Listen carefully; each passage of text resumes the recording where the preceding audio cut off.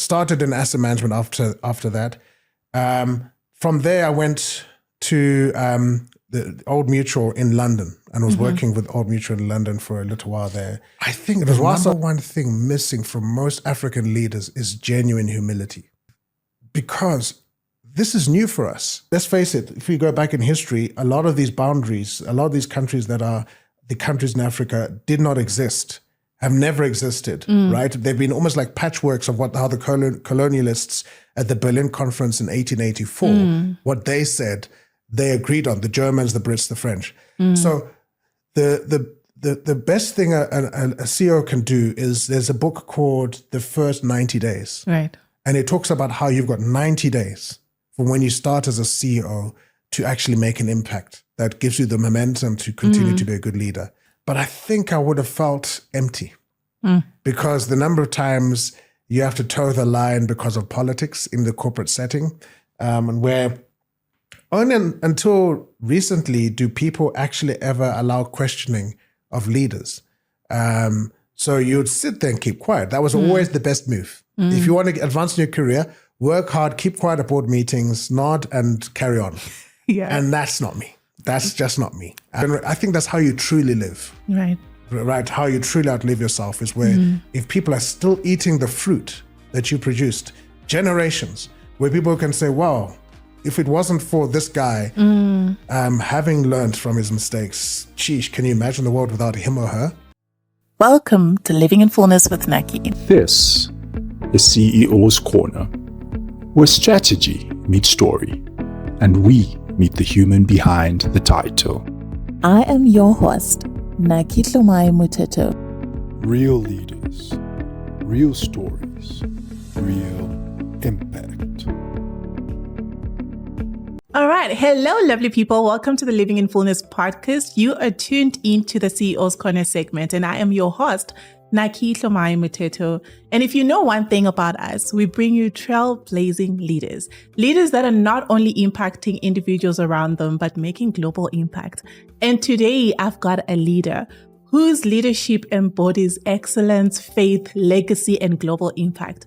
I'm excited because we have the co-founder as well as the CEO of One Capital Group. He's also the CEO and founder of One Bridge fintech platform and one of the first Black CFA charter holders in South Africa. I've done my job. I know a lot about him. Okay, but above all, I'm really excited about the fact that he is someone who's got over almost 3 decades of experience in Southern Africa, the UK, as well as the USA. There's a lot that we're in for a treat today. I'm excited to introduce to you none other than Tendai Musikavanhu. Thank you. Hi. Hi, how's it? Good to be here. Thank you for coming. I mean, we already started speaking offline, and I'm really excited about today's episode because there is a lot about you more than just your career, but also the person you are, the husband, the father, and the child of God, the grandfather as well. There's a lot to speak about when it comes to you, and there is a lot to learn as well. But how are you?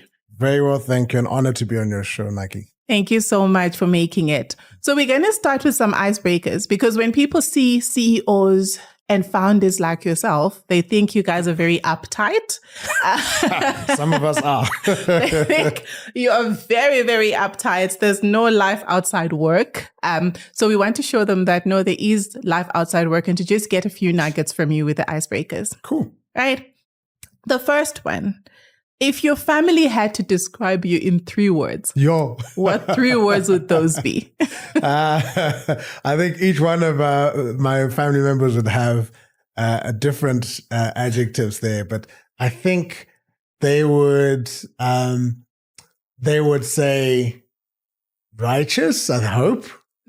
I hope one of them will also be fun. I love a good laugh and having fun. Yeah. And adventurous. Nice. Yeah. Nice. Do you do like adrenaline stuff, bungee jumping? Oh, it's like with one of my kids, we went and climbed Kilimanjaro. Oh, no. The other kids, we went to the Sahara Desert, and we basically wandered deep into the Sahara Desert together as part of his manhood adventure. Yeah. And then the other one chose to go to the Arctic Circle. So we went deep into the snow, minus 25 degrees centigrade. It was lots of fun. Sure. There's a lot we have to learn from you. The time you actually have to do all those things and to introduce your kids to those things is what actually sparks interest because you're quite busy as well. But we'll get into that. That's why I told you to stick around. The next one. What is one small habit that you've incorporated in your day that instantly gives you a great mood? Sure. These are great questions, by the way. So I think yes, I read my Bible and I pray every day. I run. Okay. So recently I ran 5 back-to-back marathons. And so running was a big part of my life. That was before we transitioned back to South Africa. So I've had less time for marathon running. Yeah. But I love, there's a level of fitness where you don't feel the pain anymore and you just carry on going and going and going. Yeah. So I love that as well. That was really good. So I'd say that plus, reading my Bible and praying. And I love a good date night movie with my wife. That's nice. Yeah, we're both movie fanatics. I love it. What type of genres do you guys like? It's broad, but I my wife knows that, I joke and say I don't cry. My eyeballs sweat. I don't cry. Okay. So the sort of movies that get me going is any movie that shows overcoming adversity, any movie that shows a core value, where it actually leaves you thinking You learn and having something. to analyze something and chewing on it, where you just don't leave the movie and think, okay, that was odd, where you actually are left chewing on something and thinking for days. Sometimes I remember the one time we had a really serious family debate over one or two of the movies. So we love that. We love, unpacking the movie. That's good. I love it. I think I'm also similar. My husband and I, we love movie dates, but it's also a lot to do with thought-provoking movies and movies that spark discussion. So that's a good one. A lot to learn from that. The next one, what's the most surprising thing fatherhood has taught you? Sure. So I think what it's taught me is you're looking in a mirror. And you're looking in a mirror at some very different people because they're not you. They're parts of you that you see flash up. And you then learn that you learn more about our relationship with God by seeing your supposed relationship with your kids. I've seen that there's some brilliant kids. We've got 5, right? So amongst them, there's some kids who shoot the lights out, who are just amazing. And having to work with them and extend them and grow with them. But also they're always going to be the 1 or 2 kids that give you trouble. Yeah. At different stages. Sometimes they actually take turns. And so having to learn forgiveness and learn that actually, so what were you like at that age? That's so I think it's the thing that surprised me the most is how much of it is looking in a mirror and learning how to basically emulate how God treats us is how we're supposed to treat our children. Sure. I love it. Do you think, well, this is something off. Do you think your relationship with God impacts how you view your father? Or do you think it's the other way around? Yeah. So in my father's case, my father was absent for most of my life because even though he was a brilliant lawyer, he wrote the Lancaster House Agreement. He actually was the lawyer who was on the side of the Patriotic Front in Zimbabwe. Okay. His father, my grandfather, was actually originally from Limpopo in Zimbabwe. Oh. In Limpopo here in South Africa. But then went up to Zimbabwe to Chiweshe, married my grandmother, long story short, because there was a polygamous set up there, and then had his firstborn son, Joseph Musika, who became the vice president of Zimbabwe. And then my dad was the second last born of that family. And he wrote the constitution. So he was a brilliant man in terms of just academic brilliance. But there were definitely character flaws. And he got to know the Lord in his last week of his life. So I don't think I think maybe there are aspects of where I feel as I need to impress God because I didn't have that close relationship with my father. So I quickly learned not to do that because I realized I can't impress him. He's just so perfect. We're not even in the same stratosphere. But I've never, thankfully, had that mix up of God and my father. So I do see God as the ultimate father. I see my father as almost like an image of almost, dare I say, what I shouldn't be, right? Because of some things I might do. I mean, unfortunately, there was a lot of euphoria in terms of post-independent Zimbabwe. Yeah. And a lot of womanizing, a lot of stuff happening. So I've never, therefore, ever seen that sort of overlap between my dad and God. I've actually seen as, okay, this is what I shouldn't do. That's been my go-to. I think when it comes to academics, I do emulate him, but that's where it stops. Right. Everything else, I think, I can't do that. I can't do that. I can't do that. Yeah, which is quite interesting, right? Because I think it still shapes you in a way, right? So it's shaping what you shouldn't do in your case. So you're saying this is not an area I want to take from my father. This is not an area I want to aspire to be from my dad. And this is what I can take from him. Absolutely. So that's good. I think that's probably why also God is so central in my life is because he's actually really had to be my father. Sure. I feel like we're going to need a part 2, part 3 for this episode because I didn't think of this direction. But let's go to your next one. What is one piece of advice that has stayed with you your whole life? Yeah, very thoughtful questions, these. We should talk afterwards. Yeah. There's an opportunity there. Yeah. There's a definite opportunity there in terms of, a podcast for small business. We'll talk about that later. But advice, there's so many pieces of advice that have stuck with me. I mean, one of them has been the simple Good News Club. We used to have this Good News Club. Yeah.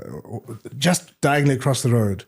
And this, it was an Indian guy in Zimbabwe, Indian guy who was one of the top army guys, and his wife was a housewife. And she started this thing called the Good News Club. Okay. And it was for kids who were sort of grade 1 and 2 and kids who were just younger than that. And I think it was every Tuesday she would meet and she would give us sweets. So all the kids obviously wanted sweets. So they turned up, but she was evangelizing us. Right. And there was a very simple song, which was read your Bible, pray every day.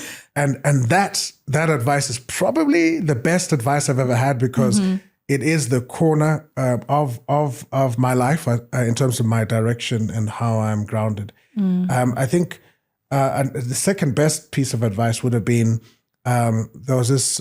So because I had started, financial services in 1994 when South Africa was still largely white in terms of financial services, I was very surprised when one of the top guys at the board of executives, where I was working, sort of reporting to the chief financial officer. And I was just about to get married. And this guy called Phil Biden, he's probably still alive. He might hear this podcast. And I was about to get married. And I said to him, so what did you advise? What advice would you give? And I was 22 at that stage. And he says, people think marriage is a 50-50 joint venture. Where you give 50% and the other person meets you halfway. He says, that is not true at all. He says, it's actually 100-100. That everybody has to give 100%.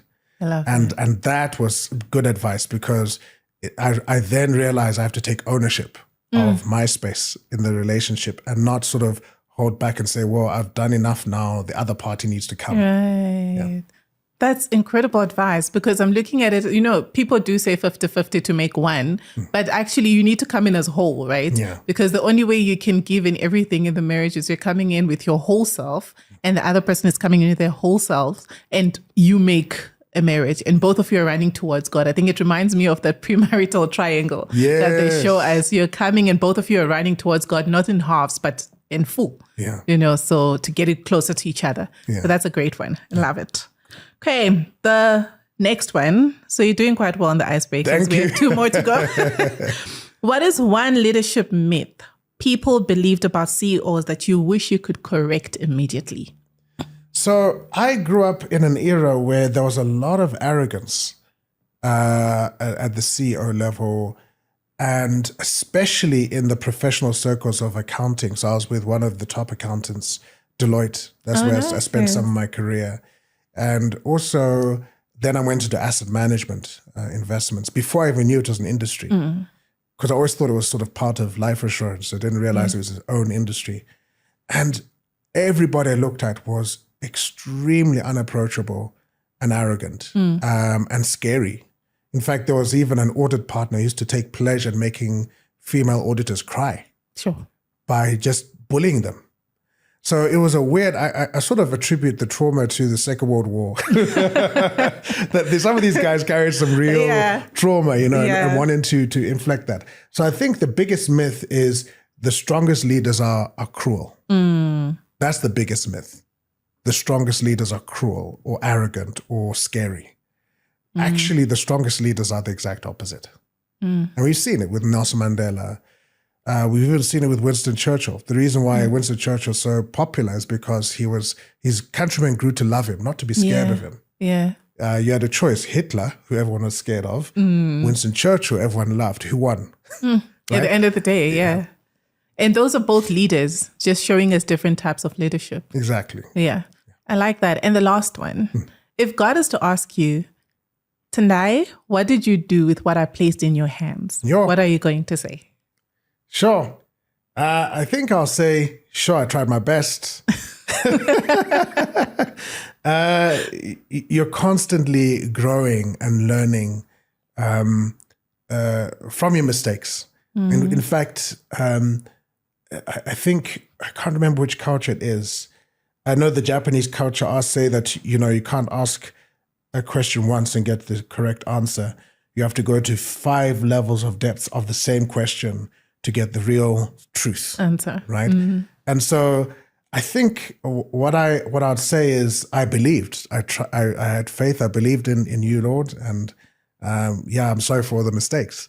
I think that's the most honest truth. I think also it's I would say that what a privilege, the people I met along the way. My wife, my kids, the leaders I got to observe, some of whom I got to meet, their adventures, the music. I would say that it was all a beautiful journey. And I wish I had not been so doubtful of God, because he always does come through. Also, there are lots of lies out there.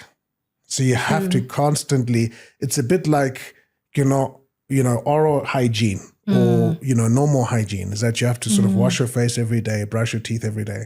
I think you almost have to unclog your mind every day because there are lots of bits of conventional wisdom and lies out there that entrap you. And some of them are pervasive. Like, let's even talk about racism. Let's talk about exclusion because you're too female, you're too black, you're too this tribe, you're too tall, you're too short, you're too fat. Whatever it is that is a disqualifier or a means of exclusion, those are things that need to be cleaned up. And I wish I believed less of those. Sure, that's a packed response. I wish we could say we're going to leave you with this. That's the end of the episode. But we've got a lot more to unpack. That's a good one. I think when you spoke about the whys, it reminds me of internal audit, because when you're trying to get to the root cause, you have to go through the 5 whys to actually understand why specific things happened. So I think probably that's where the 5 root causes for internal audit came from now that I'm listening to you. But I think there's also a lot that you've said now in terms of trusting God. Right, because we limit ourselves as human beings. We only think that this is as far as I can go. And one thing that I've learned as well is the fact that where God has sent you has already equipped you. And sometimes we don't know how much capacity we actually have until God, and there's a lot of things we say to ourselves, I can only do this much. But, when God keeps pushing you to do specific things, it's because he is the maker and you can't know beyond your creator. He knows how far you can go, right? Yeah, absolutely. So, but for people that are wondering, because I'm sure people are glued to this episode already, who is Tendai? Tell us about yourself for people that don't know you. So there's a Gail, my wife always laughs because I go all the way back to my grandfather in Limpopo. So little is known about him.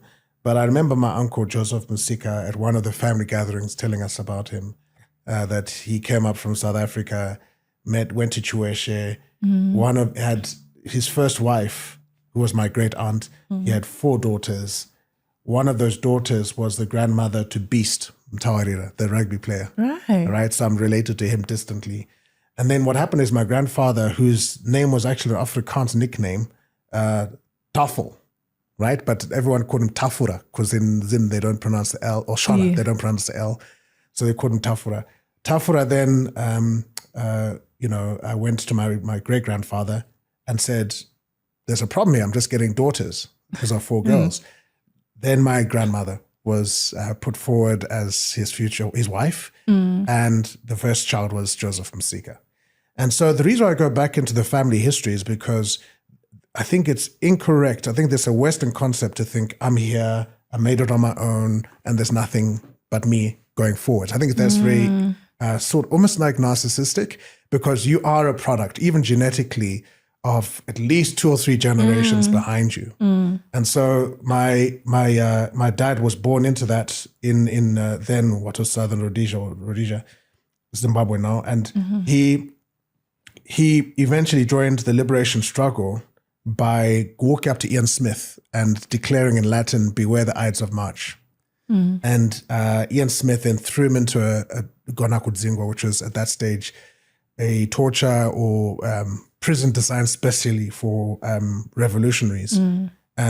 Long story short, because that could take a whole episode to describe what my dad went through, he then got his professors had been asking where he was, and Ian Smith had said, "We don't have him."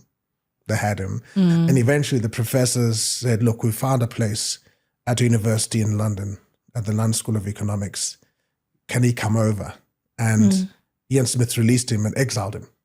That's how I was born in the UK. So Tendai, the reason why I went into that history is, okay, how did you get born in the UK? Would have been the next question, right? So those formative years being born in the UK were quite interesting because England itself was still overcoming the trauma of the Second World War. And let's talk about that. It was also going through unemployment, high inflation. There was this backlash, similar to the backlash in America against Black people in the UK in the 1970s and early 80s. And so grew up in that very hostile environment against Black people, but at the same time grew to love Britain, and because I was born there, and actually grew to love the people, and the people, I believe, loved me. So that was that. Then obviously being brought up that this is not your home is in Zimbabwe and South Africa because that's where we're from.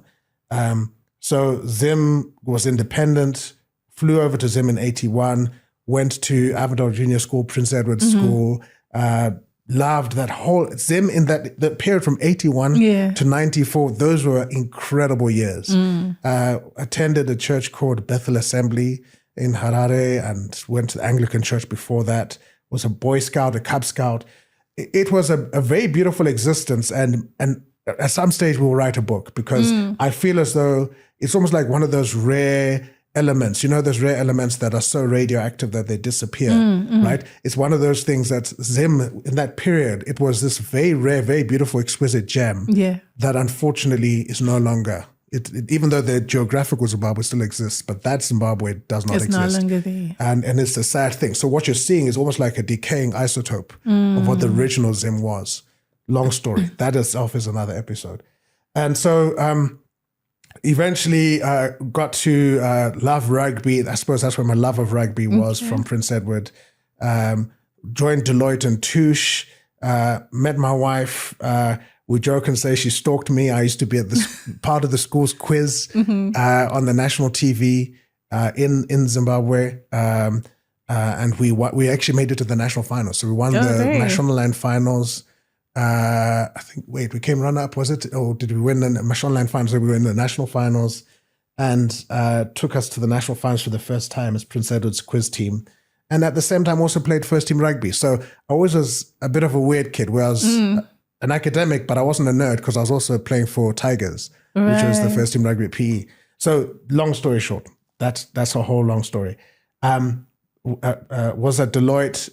They had this great program where they took kids who had done well at O-level and got them to study UNISA was serving the articles. Right. So you'd work as a full article clerk during the day, as an article clerk for CA, but at night you were studying UNISA and you had your deadlines and all that. So it was quite rough, and very few people passed, but thankfully got through all of that. And at that stage, long story short, found myself in Cape Town working for BOE, Board of Executives. At that stage, whenever I'd attend any of the analyst presentations, it was me and the waiters who were pretty much the only Black people in the room. It was a weird time. 94, just as South Africa's forming independence. And then from there went into asset management and investment. So I probably should stop there because I could carry on unpacking all the way up to today. But that's a summary. If I was to give that summary, that probably has sort of flashes of who I am in that summary so far. And I mean, you are also the founder and CEO. Tell us about how you started One Capital Group and what inspired that, I think. So One Stone Capital, we formed, that actually originally was Umbono. So from there, from Deloitte, went and worked for, in fact, I went for Southern Life after Deloitte. Southern Life was the third largest life insurer in South Africa at the time. Started in asset management after that. From there, I went to the Old Mutual in London and was working with Old Mutual in London for a little while there.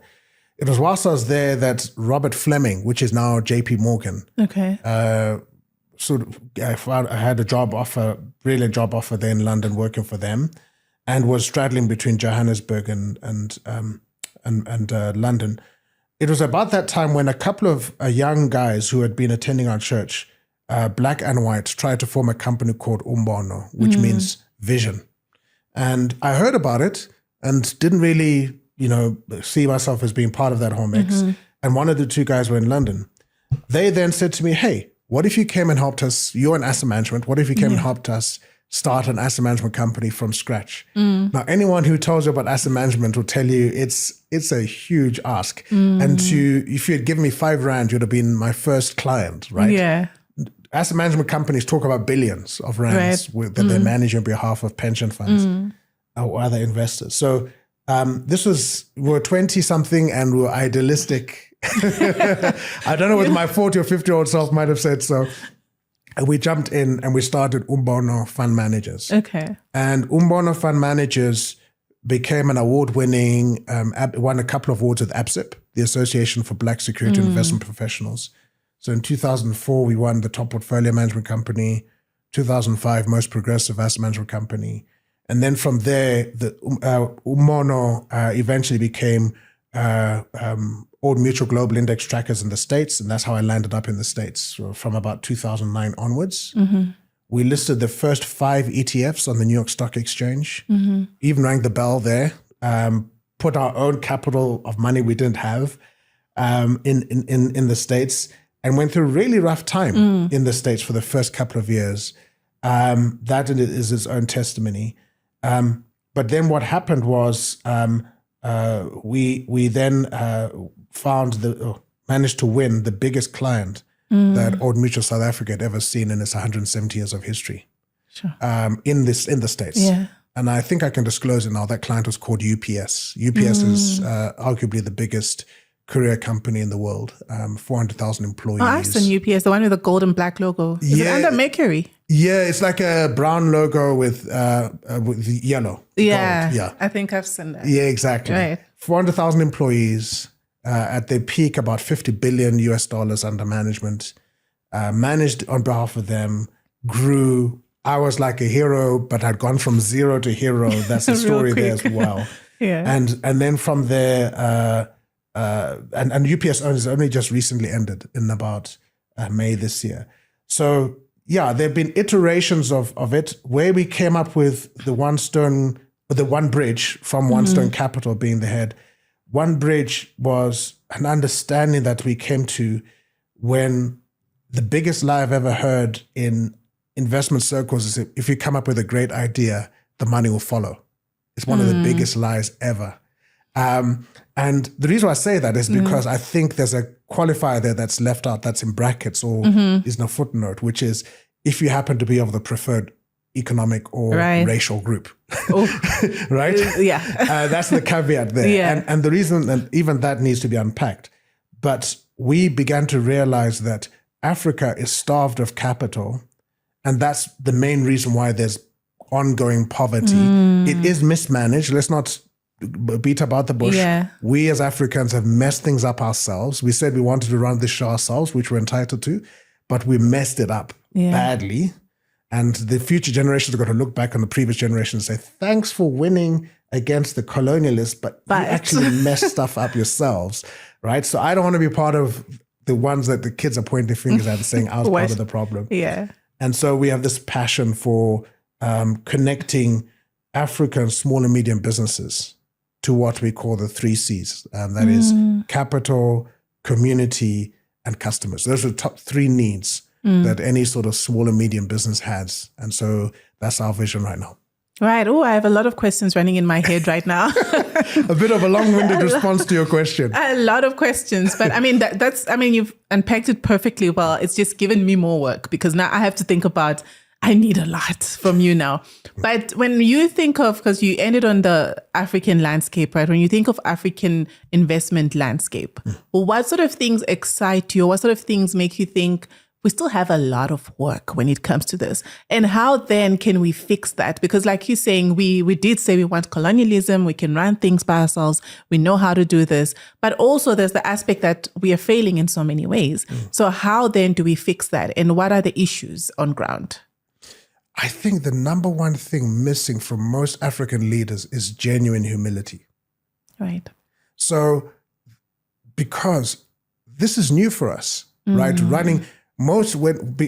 let's face it, if we go back in history, a lot of these boundaries, a lot of these countries that are the countries in Africa did not exist, have never existed, right? They've been almost like patchworks of how the colonialists at the Berlin Conference in 1884, what they said, they agreed on, the Germans, the Brits, the French. So the best thing a CEO can do is, there's a book called The First 90 Days. Right. And it talks about how you've got 90 days from when you start as a CEO to actually make an impact that gives you the momentum to continue to be a good leader. Most African leaders should spend the first 90 days, and this is where Mugabe almost got it right, where he was the first post-colonial leader to say reconciliation. Let's learn from these whites. Let's grow. And what's unfortunately what's been happening is that there's a lack of, let me ask the question. Let me listen to the stakeholders. And even though I'm the president, I'm not the big shot, right? Yes. Let me ask from finance. Let me ask from business. Let me ask from all the various stakeholders in the economy, and then try and learn about what are the mistakes other countries have made? What are the things they've done really right? And what can I learn from that? If each African leader had that sort of approach, whoa, everyone would want to live in Africa. Yeah. Because we've got so much here. So much going for us. Very soon we're going to have a demographic dividend in terms of just the population. If you go back to 1950s, there wasn't a single African country in the top 10 most populous countries in the world. Yeah. If you look today, there's one, Nigeria. So let me ask you the question. By the year 2100, right, the next turn of the century, how many of the top 10 most populous countries in the world do you think will be African, according to UN statistics, if you were to guess? Maybe 5, 10. Perfect. 5. It's exactly right. 5. Right. 5 out of the top 10. Yeah. Today we've got 1, Nigeria. But then it'll be 5. And so there's so much we need to get right. Otherwise, this is going to be a nightmare in terms of demographic. If you have a lot of people are poor, to get a preview of what that looks like, look at China under Chairman Mao, right? Lots of people starve. Millions of people starve. So we owe it as Africans and African leaders in business and politics to start doing stuff right in anticipation for 3 or 4 generations' time, where there are going to be tons of mouths to feed. And we can't have these people all trying to go to Europe. There's nothing there. It's all here. I mean, there's that. It's all here. A lot of us are leaving, right? A lot of us think, okay, let's go to greener pastures. But what happens to Africa? Oh, yeah. Because we want to go to the greener pastures. So what does that look like? But also, I don't know if my statistics are right, but I think the more of us are moving out there, the more things are going wrong out there for some reason. I don't know if it's because we're lacking that understanding of how to use resources right, or there is just something wrong somewhere. I think because I've been thinking about it as well. When we look at how the UK was back then, before as Africans we started moving there, I think it's completely different. Well, so that's that in itself. You've got a ton of episodes in each one of these stories, because that in itself is an episode. Yeah. Because so the reality is, Europe. The reason why Europe has always been is advanced is because if you look at progress and technology, most of the time it starts off in the military sphere, right? So if you are trying to defend yourself against being killed by someone, or you're trying to kill someone before they kill you, which was European culture, by the way, right? Even though Europe appears to be sophisticated, it's always had that underlying savagery, right? Of where it loved having these wars and tons of people die in these wars. And what it did is it made them very advanced technologically because they were constantly fighting for their survival. Right. Then they turned those guns on Africa. Now, we had never had to fight because there were very few of us and a huge, very plentiful continent where if you just ran out of food, you just moved to the next area, right? All of a sudden, we have these guys with guns and all sorts of very sophisticated warfare. And the only guy who could have matched up to them was Chaka Zulu, his own story being taken into there. So I'm giving this very roundabout answer to say, I think that Europe has never had access to the sort of natural resources that Africa has. In fact, the closest it came to it was when it had Australia with its natural resources, Canada with its natural resources, and South Africa, right, with their natural resources, then India and Pakistan and Bangladesh with their spices. That was the old world, right? The moment colonialism ended, Europe only had industrialization and services to rely on. But those services still need underlying raw materials. And that's why the next century is going to be interesting, because the rivalry between China and the US is going to be about who controls those raw materials. Now, the US is well endowed with its own really well diverse raw materials. China's got some, but Africa is the future. So I would encourage you that if you end up going to Europe, you're going to find yourself actually processing African resources. Right. They're coming all from here. They're going that side, and all they just do there is process them. Exactly. And yet we have them. I think that's where the thing is, right? That we have the resources. We need to know how to use our resources right. Exactly. We need to manage our resources right for us to be able to develop as a continent, you know? But I mean, I'm going to shift gears a little bit. So you got into entrepreneurship, and you've got a very commendable career path. But more than that, you're also an incredible husband, father, grandfather. What do you think are certain aspects of your childhood, right, that has made you the great leader that you are now? But coupled with that, how did you know that it's time to get into entrepreneurship? Because, I mean, it's not a very easy ground to play in.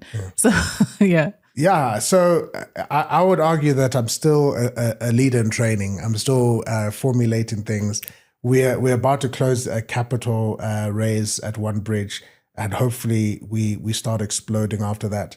But I think there are a number of things. I'd group it as adversity is actually a very good teacher. So when you go through tough times, you don't realize that those tough times often are some of our best teachers. I remember someone once saying failure was a great teacher. So I remember as a child selling vegetables outside our home because we were trying to make ends meet. When our dad had left us, he was a very well qualified lawyer, etc. Long story, my mother was a nurse at a government hospital. And so not too much of a salary there. And having to learn how to be an entrepreneur from just because of necessity. As I say, necessity is the mother of invention, right? So a lot of that was actually learned on the job, so to speak, as a 7-year-old to maybe 14-year-old. And I just always had this natural curiosity at seeing how things work.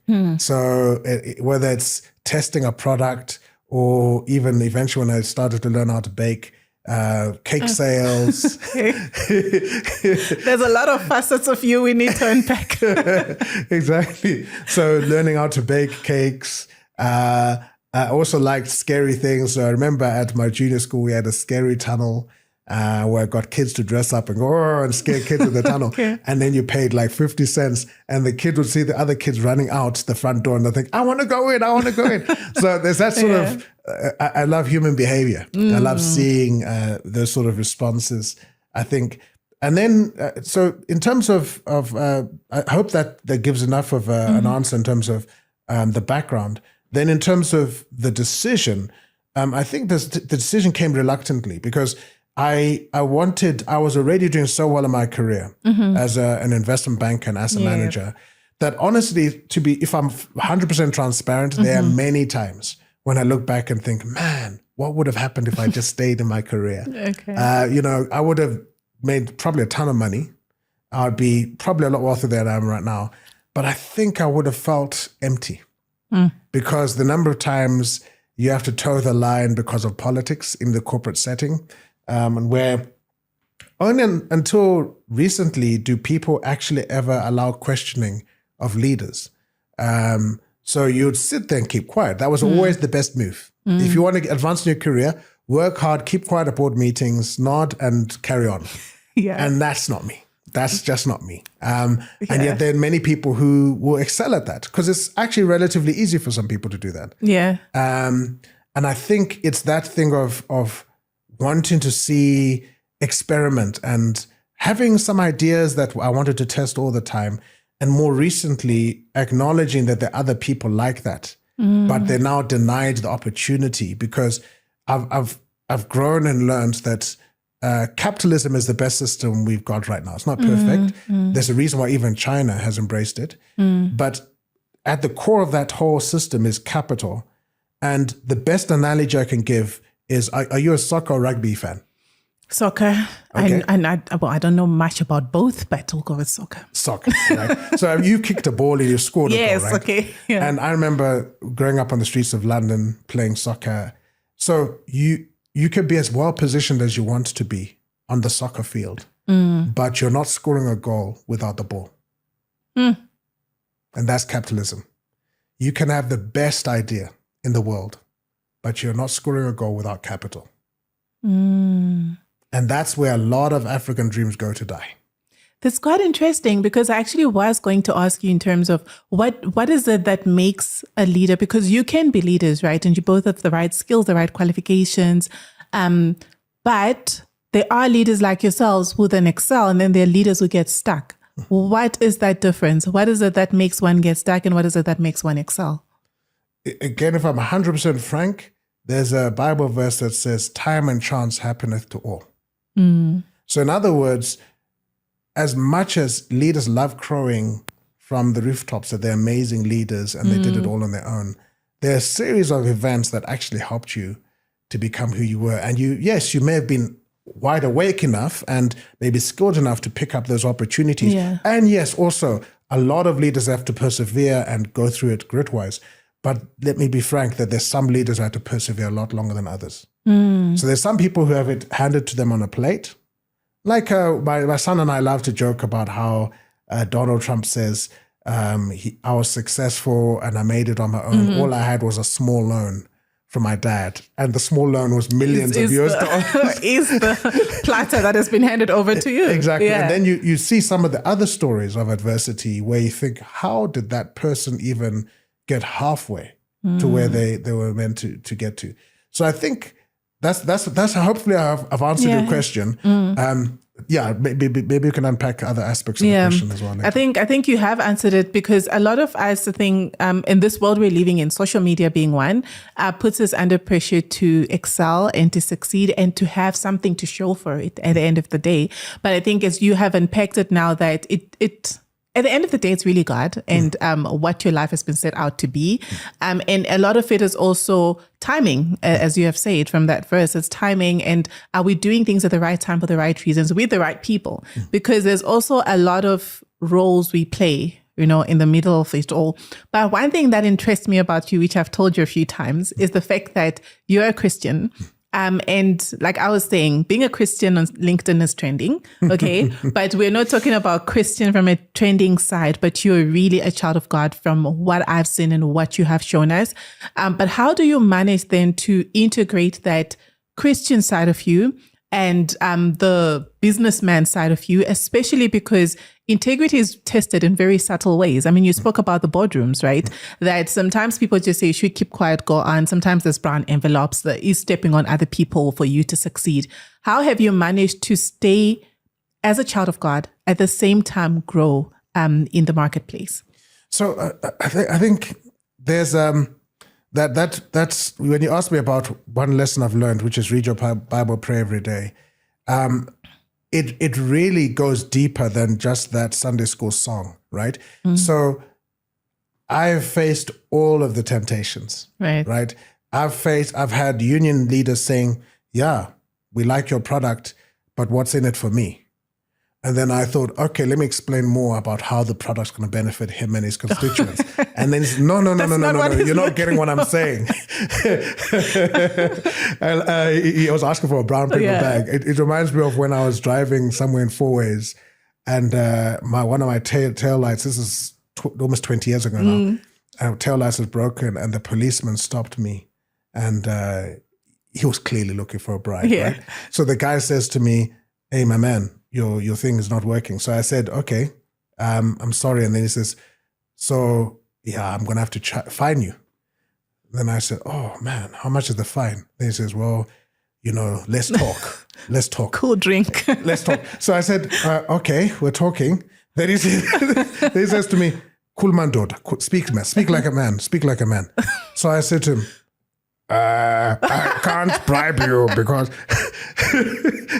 because what he was asking for is for me to bribe him. Yeah. Right? So but when you're saying speak like a man, you're saying like, come on, let's talk.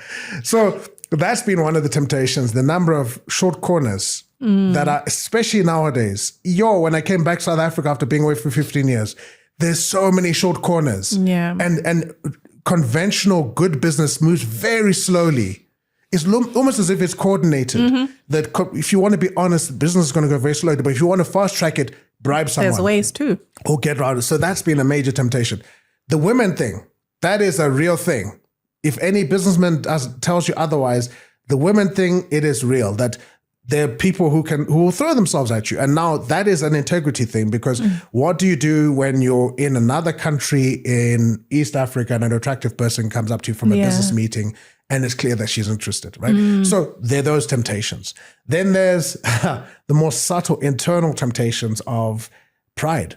Right. That when you get there, you begin to believe your own press, and you begin to be fragile when people give you advice because you've got it. You came up with the answer yourself. I could go on listing all the various trials that are there, and the only thing that helps with that is daily brushing your teeth and washing your face in the spiritual realm, daily hygiene. Because if you just stay without brushing your teeth for 2 days, we'll all know about it. Right? In the office.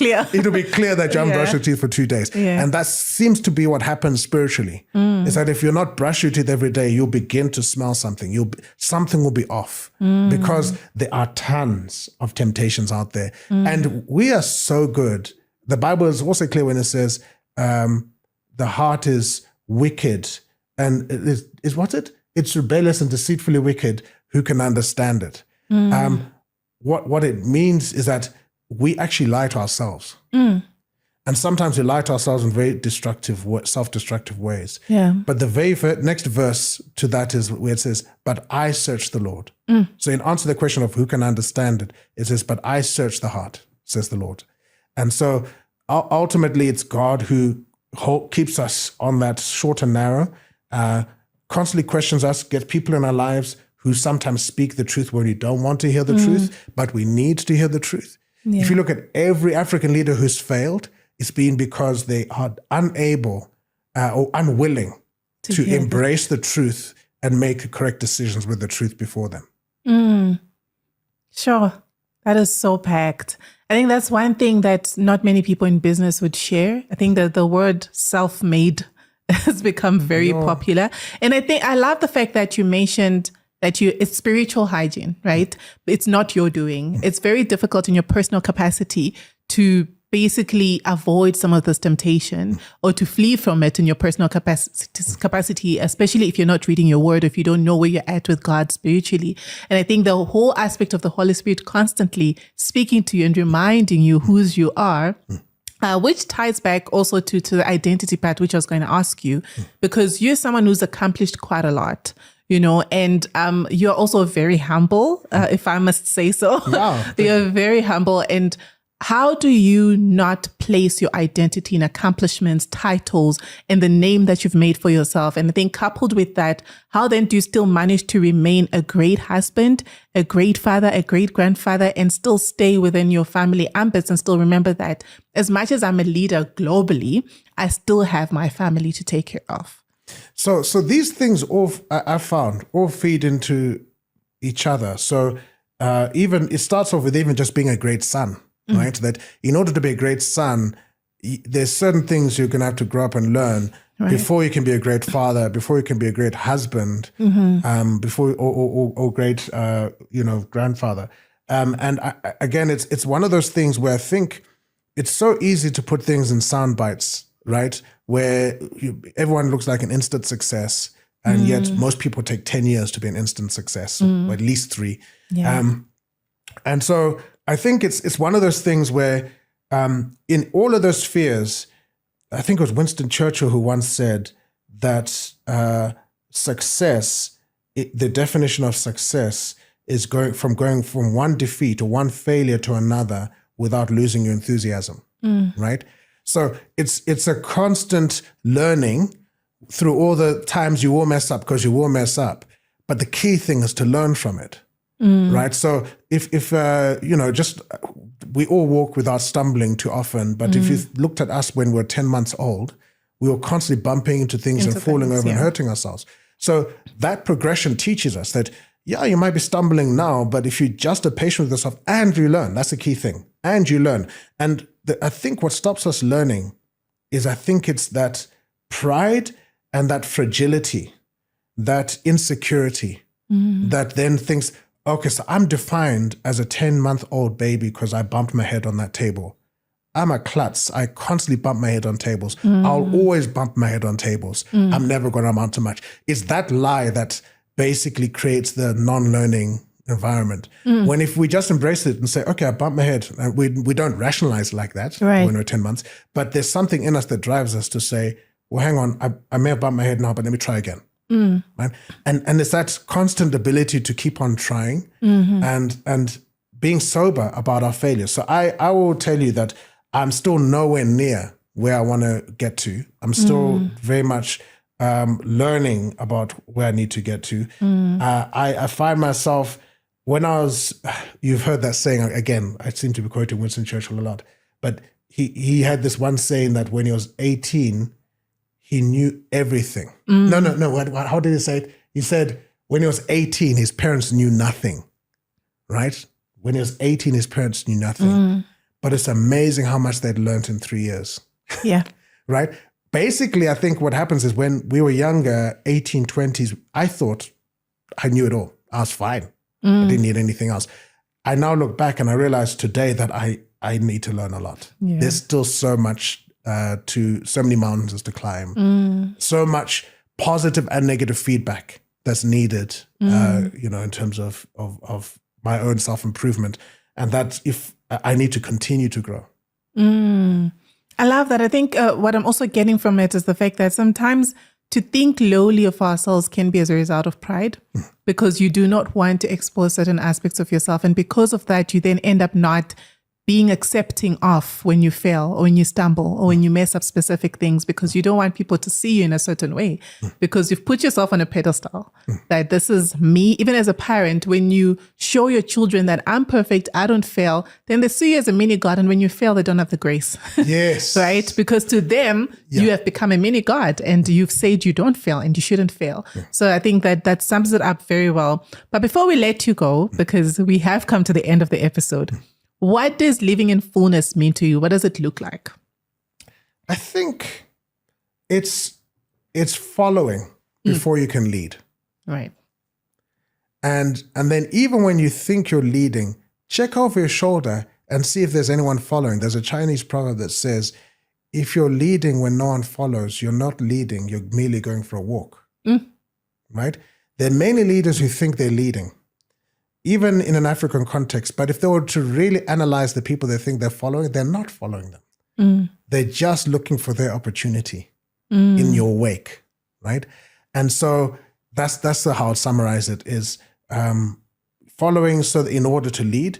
And then question is, what defines a leader? Is a leader the person who comes up with all the ideas and is perfect? And what's the word, infallible?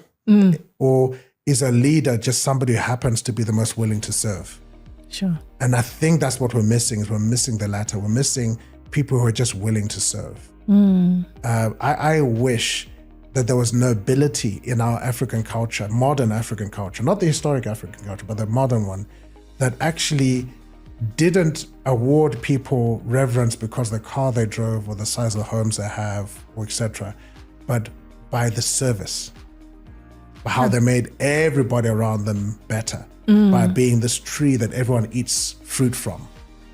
That to me is what we should emulate. Is that begins to be wealth, right? Because that is wealth, when people are actually eating fruit from what you've produced. True, I love it.